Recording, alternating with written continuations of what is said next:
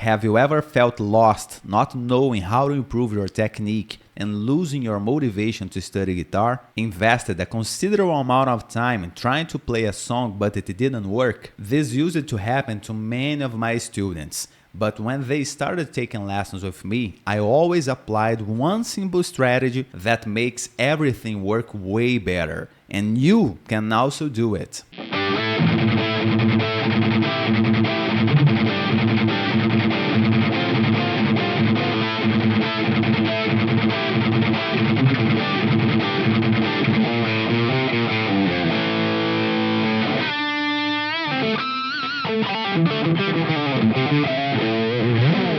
What's up guys, Christopher here. Welcome to the series Guitar as a Hobby, where I share the best strategies to improve the guitar without the need of studying many hours a day. This is a place where you're gonna find information that matches your reality, making things really clear to apply. It's very common to lose motivation for practicing the guitar at some point, especially if you don't know how to improve your technique. The strategy I'm gonna teach you in this video can help you on both, and it's very simple to apply. I've been using it with my students and the results are really good. So, what is this mysterious strategy? Recording videos of yourself playing guitar. I know it may sound silly, but I'm gonna explain why this is so useful in a level that you might never have thought about it. When we play the guitar, there are a lot of things to pay attention to. The notes we are fretting, which finger we are gonna use for each of those notes, how we are gonna pick them, whether it's a down or an up stroke, how long we need to let them sound, and many other aspects. In this scenario, it's completely normal that we end up missing some things. However, the improvement of our technique depends on noticing little details and changing them. That's the first way video recordings can help us. We can watch and search for improvement points. Actually, we can slow down the video and make our analysis even more precise. Check if we played each note clearly in a fast excerpt.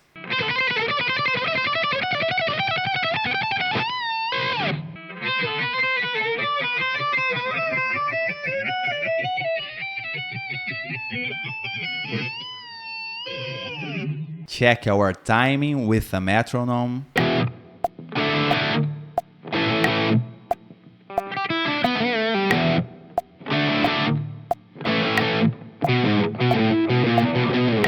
Check the posture, the type of picking motion we used, how big our movements were, and so on. By seeing and hearing exactly what we played, it's way easier to know what we need to practice to get the results we want. The recordings also help for our motivation. It's so nice when we compare a video that we just recorded with an older one. We can see so clearly how much we improved that it's impossible not to get excited to practice even more. Certainly, this depends on whether you truly know how to practice efficiently. Otherwise, you can get the opposite result by seeing that you didn't improve at all and are still playing the same way. If you don't have the habit of recording videos of yourself playing, there's a huge chance that you don't realize how much you have already improved. In the long term, this can dampen our motivation to practice,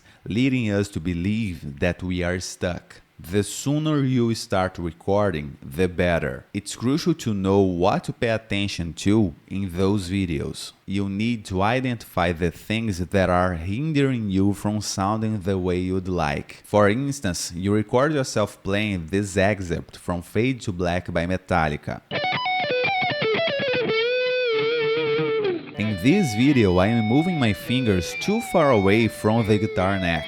This makes my fingers need to travel a longer distance to fret the notes, making everything more difficult and less accurate. If you record yourself doing something like that, you can start work on it. With a good study method, you can fix this issue and play more efficiently. Another example, this excerpt from Sweet Child O' Mine.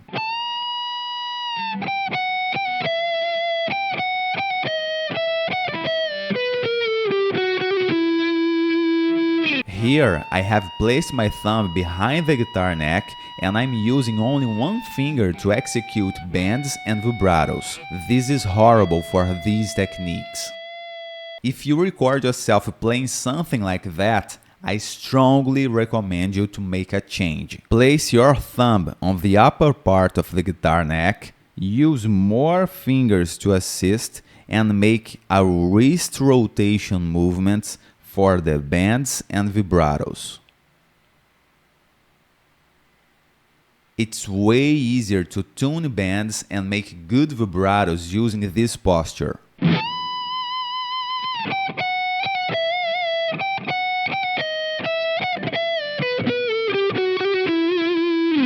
Every song excerpt will have its particularities. You're gonna need to identify them, determine the best approach, and use a good study method to incorporate the necessary new aspects of the technique. This isn't something easy to do on your own. If you'd like a step-by-step process and improve as fast as possible, I can help you with that. Send an email to the address in the video description and schedule a free 1-hour online guitar lesson with me. I'm gonna see and hear you playing, help you to identify what you need to improve, and give you the first steps. Now, how should these videos be recorded? If you are practicing a song, I recommend that as soon as you have all the notes down, you record the first video. There is absolutely no need to do something fancy. You can just record with your phone. Don't spend too much time trying to record the perfect take. I suggest you do it in just one attempt. The goal is to see how you would perform if someone stood in front of you and asked you to play the song you are working on. If it is difficult for you to record something that you know that's not perfect, just record it and don't watch. You can record the entire song with a backing track or just an excerpt. I also recommend recording with a metronome at various tempos. This is excellent to see your improvement with more clarity. Let's suppose you are studying a riff from Tornado of Souls by Megadeth, which is at a tempo of 198 BPM. In your first recordings at 160 BPM, your playing gets very sloppy.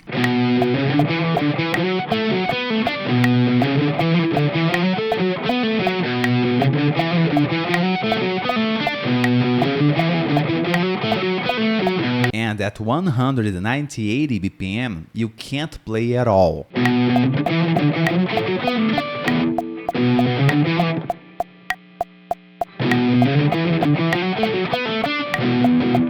After practicing for a few weeks, you record a new video. This time, you still can't play at 190-80 BPM, but at 160, you nailed it.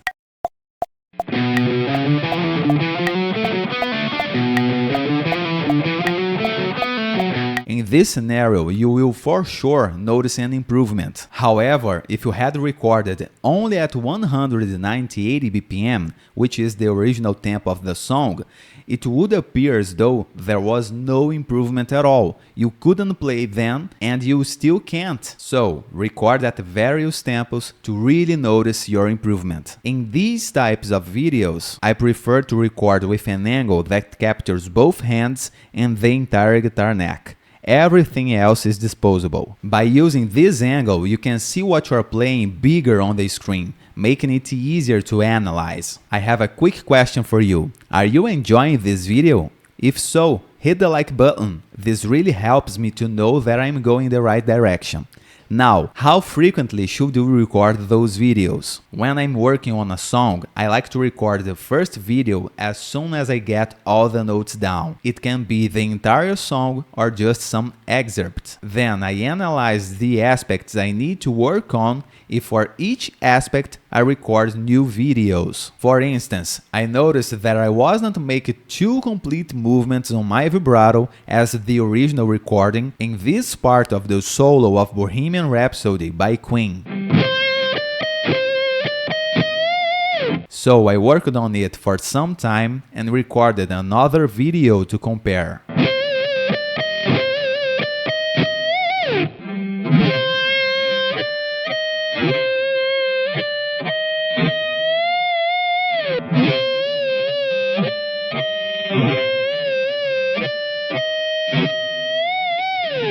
If I successfully reach the goal I was aiming for, which was the case in this example, I move to the next aspect I need to work on. I keep doing this process until I finish the entire song. The amount of videos will depend on how challenging this song is for me. By doing this process, I can clearly see that I am improving, which will motivate me, and I can work on my technique in a very efficient way. I always follow this exact process with all my students. It's so nice when they look at how they started and how much they improved. I hope you also start using this strategy. I post a new episode of the series Guitar as a Hobby every Wednesday. So, if you enjoy this content, subscribe to the channel and hit the notification bell. You can watch the first episode clicking right here. See you on the next video.